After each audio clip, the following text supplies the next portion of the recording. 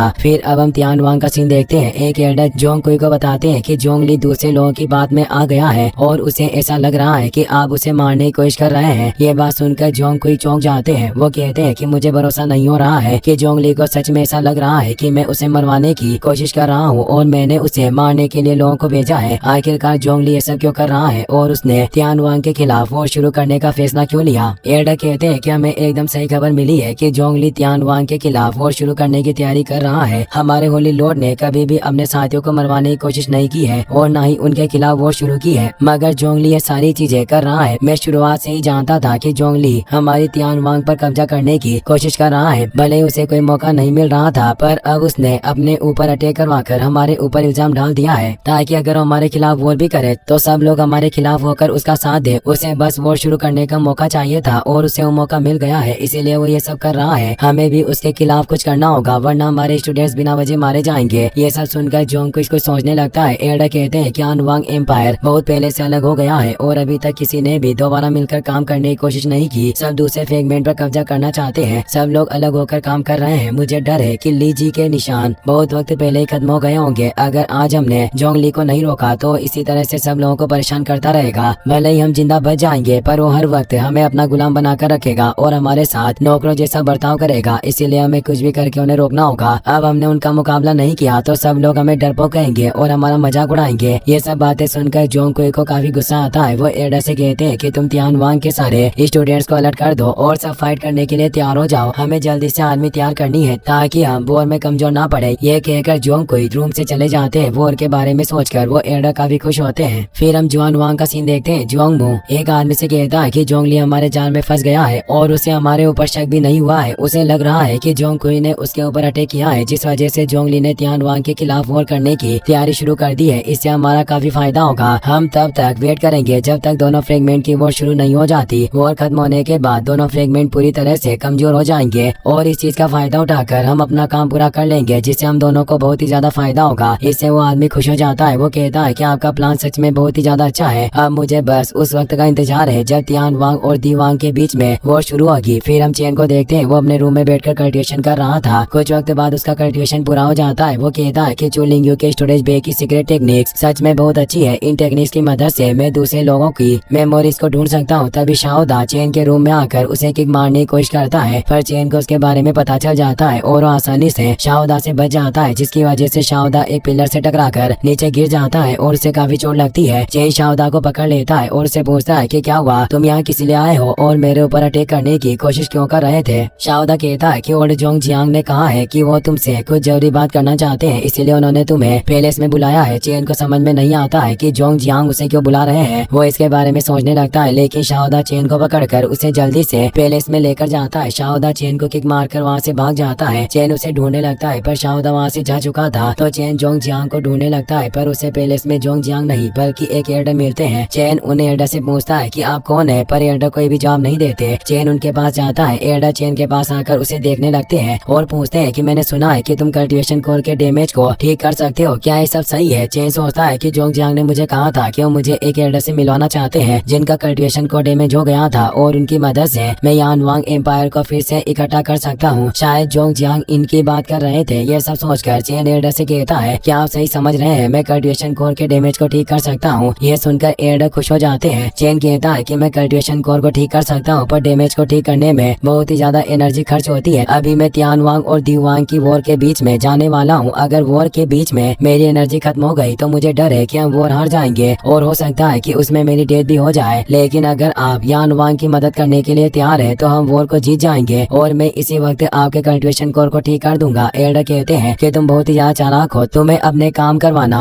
काफी अच्छी तरह से आता है, पर कोई बात नहीं, मैं तुमसे प्रॉमिस करता हूँ कि अगर तुम मेरे कल्टिवेशन कोर को ठीक कर दोगे तो मैं तुम्हें यान वांग का साथ दूंगा और वॉर जीतने में मदद करूंगा। ये बात सुनकर चेन खुश हो जाता है और एल्डर को थेस कहता है। चेन अपनी ट्रू फायर और हेवनली थंडर को एक्टिवेट कर लेता है। वो एल्डर से कहता है कि आपको शांत रहना होगा ताकि हम जल्दी से आपके कोर को ठीक कर पाए। अगर आपने इस दर्द को सहन नहीं किया तो हमें कोर को ठीक करने में काफी वक्त लग जाएगा। ये कहकर चेन एल्डर की बॉडी में एनर्जी ट्रांसफर कर देता है, जिसकी वजह से एल्डर को बहुत ही ज्यादा दर्द होता है और उनकी बॉडी में पावरफुल एनर्जी रिलीज होती है। शाओडा पैलेस के बाहर बैठा हुआ था, उस एनर्जी की वजह से वो नीचे गिर जाता है। जोंग जियांग भी वहाँ थे। वो शाओडा को कुछ स्पिरिचुअल स्टोन दे देते हैं क्योंकि वो चेन को एल्डर के पास लेकर गया था। उन स्पेशल स्टोन्स को देखकर शाओदा खुश हो जाता है